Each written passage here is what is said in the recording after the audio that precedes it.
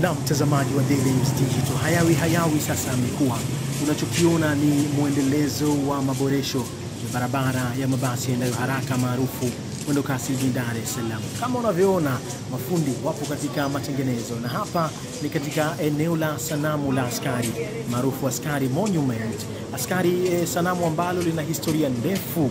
Watu wengi hufika katika eneo hili kupiga picha na kujionea historia mbalimbali. Itakumbukwa hawa ni miongoni mwa alama ya mashujaa waliopigana katika vita ya kwanza ya dunia.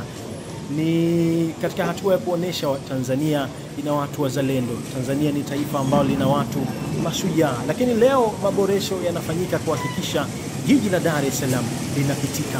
Jiji la Dar es Salaam hakuna foleni, na hii ni Askari Monument, na huu ni utekelezaji wa serikali ya Tanzania chini ya Rais Samia Suluhu Hassan katika awamu ya 6 ya serikali. Na kwa mujibu wa mamlaka walitoa taarifa mapema, tutapunguza eneo ili kuhakikisha kwamba panapitika.